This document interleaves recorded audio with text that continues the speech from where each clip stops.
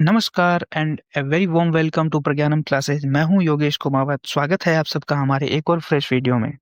Now PM Modi ने recently एक बहुत इंपॉर्टेंट इशू रेज किया है। इन्होंने कहा है कि मेघालय का किया हुआ डैमेज हम भारतीयों को रिकवर करना होगा।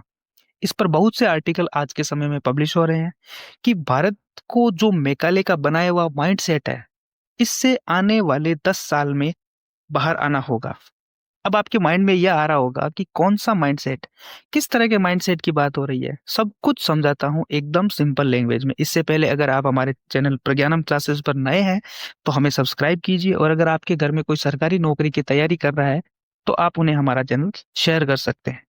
में से आई एम श्योर बहुत से कम लोगों को मेघालय के बारे में पता होगा। अब कौन है ये मेघालय, पीएम मोदी ने उसका नाम क्यों मेंशन किया है, सब कुछ बताता हूँ इन ए वेरी सिंपल लैंग्वेज। लोग, जब हम ब्रिटिश कॉलोनी का एक पार्ट थे, उससे पहले का अगर हम भारत देखें तो हम छोटी छोटी प्रोविजंस में, छोटी छोटी रियासतों में बटे हुए थे। उस समय ब्रिटिशर्स को भारत पर कंप्लीट अपना प्रभुत्व जमाने के लिए भारतीयों के साथ की जरूरत पड़ी, क्योंकि भारत की जो पॉपुलेशन थी वो ब्रिटिशर्स के मुकाबले बहुत ज्यादा थी।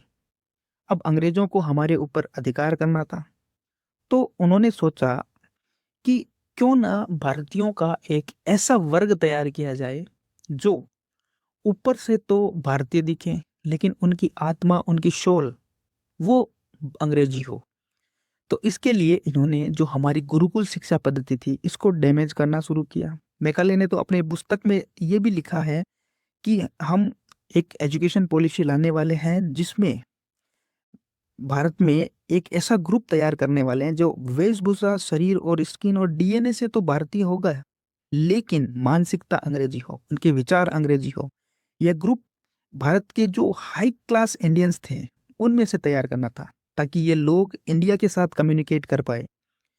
अब इस काम के लिए ब्रिटिश गवर्नमेंट ने थॉमस मैकाले को भारत में बुलाया और उसे ये काम सौंपा कि आपको भारत की जो गुरुकुल शिक्षा पद्धति है उसको डैमेज करना है। इंडियन का माइंडसेट इस तरीके से तैयार करना है कि इंडियंस पीढ़ी दर पीढ़ी हमारे गुलाम बने रहें। इसके बाद मेकाले ने 1 साल तक इंडिया का सर्वे किया, इंडिया के अंदर रुका, और उसके बाद उसने पाया कि हम इंडियंस काफी तरीके से बटे हुए हैं, चाहे तो हम जाति के नाम पर हो, चाहे वर्ग के नाम पर हो, या रियासतों के नाम पर हो। फिर उसने एक एजुकेशन पॉलिसी लॉन्च करी जिसे जाना जाता है द डाउनवर्ड फ्लस्ट्रेशन थ्योरी 1835। इसके बारे में बात करते हैं। इससे पहले पीएम मोदी का मैं वो वीडियो दिखाता हूं आप सबको जिसमें वो कह रहे हैं कि हमें इस मानसिकता से बाहर आना है। देखिए आप वो पीएम का वीडियो। 1835 1835 में ब्रिटिश सांसद थॉमस बेबिंगटन मैकाले ने भारत को अपनी जड़ों से उखाड़ने के लिए एक बहुत बड़ा अभियान शुरू किया था। उसने ऐलान किया था, मैं ऐसे भारतीय बनाऊंगा, वो दिखने में तो भारतीय होंगे लेकिन मन से अंग्रेज होंगे। और इसके लिए मैकाले ने भारतीय शिक्षा व्यवस्था में आमूलचूल परिवर्तन नहीं बल्कि उसका समूल नाश कर दिया। खुद गांधी जी ने भी कहा था कि भारत की प्राचीन शिक्षा व्यवस्था एक सुंदर वृक्ष थी जिसे जड़ से हटाकर नष्ट कर दिया। साथियों, भारत की शिक्षा व्यवस्था में हमें अपनी संस्कृति पर गर्व करना सिखाया जाता था। भारत की शिक्षा व्यवस्था में पढ़ाई के साथ ही कौशल पर भी उतना ही जोर था। इसलिए मैकाले ने भारत की शिक्षा व्यवस्था की कमर तोड़ने की ठानी और उसमें सफल भी रहा। मैकाले ने यह सुनिश्चित किया कि उस दौर में ब्रिटिश भाषा, ब्रिटिश सोच को ज्यादा मान्यता मिले, और उसका खामियाजा भारत ने आने वाली सदियों में उठाया। साथियों, मैकाले ने हमारे आत्मविश्वास को तोड़ दिया, हमारे भीतर हीन भावना का संचार किया। मैकाले ने एक झटके में हजारों वर्षों के हमारे ज्ञान विज्ञान को, हमारी कला संस्कृति को, हमारी पूरी जीवन शैली को ही कूड़ेदान में फेंक दिया था। वहीं पर वो बीज पड़े कि भारतीयों को अगर आगे बढ़ना है, अगर कुछ बड़ा करना है, तो विदेशी तौर तरीकों से ही करना होगा। और ये जो भाव था, वो आजादी मिलने के बाद भी और पुख्ता हुआ। हमारी बहुत इंपॉर्टेंट बात कही है पीएम ने। नाउ अब हम अगर हिस्ट्री की बात करें तो सिंस मुगल डायनेस्टी की अगर हम बात करें तो हमारी जो लिटरेसी रेट थी लगभग 40% के आसपास थी।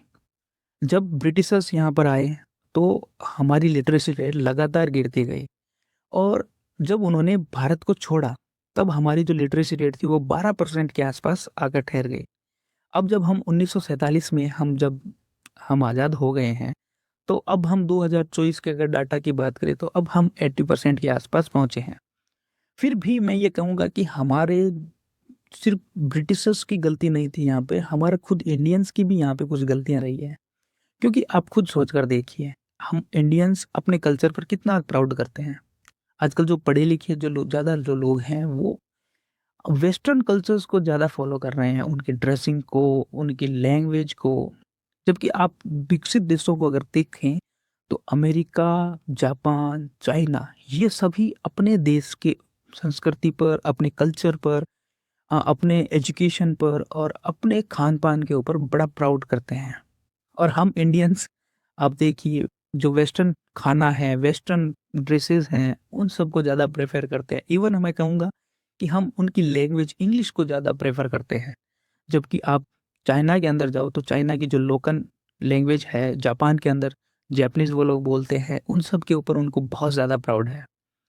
इसके बाद कांग्रेस की तरफ से शशि थरूर साहब की भी statement I.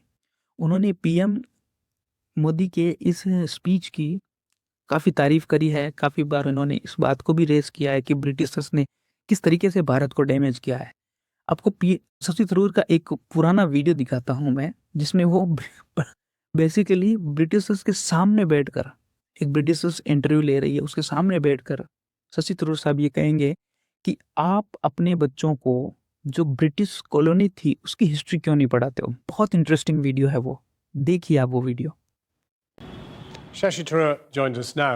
Now, I mean, empire, does it mean anything to Indians anymore?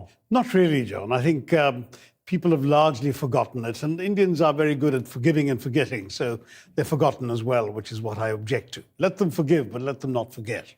Well, of course, it still has some resonance here in that lots and lots of people wear lots of medals which have the word empire in them. Is that in any way offensive to you? Oh, no. I think, that's part of your history. You're entitled to it. So, is it a British problem or an Indian problem? No, I think it is a British problem. First of all, because there is so much historical amnesia about what the empire really entailed. The fact that you don't really teach colonial history in your schools.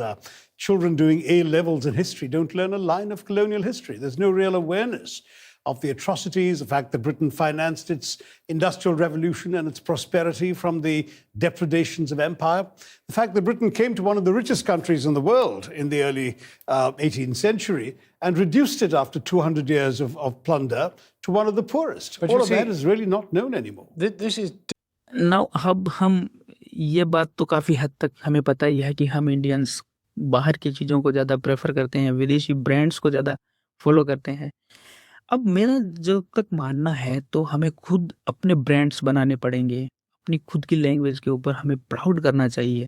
हमारे culture, इतना जो rich culture है, दुनिया में किसी देश के पास इतना रिच कल्चर नहीं जितना इंडियंस के पास है। नाउ अब हम इंडियंस की ये आदत है कि देखिए, हमारे देश के अंदर योगा, जब तक योग था तब तक हम इंडियंस सोचते थे कि क्या है ये, तो पुराना कल्चर है, कौन करता है आज के समय में योग। और जब इन्होंने अमेरिका वालों ने, यूनाइटेड नेशंस ने योग को योगा कर दिया, तब से हम इंडियंस पे देख रहे हैं कि बहुत ज़्यादा चाव हो गया इस चीज़ का। तो हम कहने का मतलब ये है कि हम इंडियंस इस चीज़ के लिए बहुत कम तैयार रहते हैं कि हम अपने ब्रांड्स को, अपनी चीज़ों को ज़्यादा नाउ मैं अब आप सबसे सवाल पूछता हूँ कि एक्सरसाइज आज के समय एक युद्धाभ्यास हो रहा है अजय वॉरियर 2025। आपको ये बताना है कि ये किस देश के साथ मिलकर भारत कंडक्ट कर रहा है। आपके ऑप्शंस नीचे दिए गए हैं, जिसका भी आंसर सही होगा मैं उसको हार्ट का सिंबल दे दूंगा और कमेंट में यस लिख दूंगा। तो चलिए दोस्तों, आज के लिए इतना ही। मिलते हैं एक और वीडियो में। तब तक जय हिंद, जय भारत।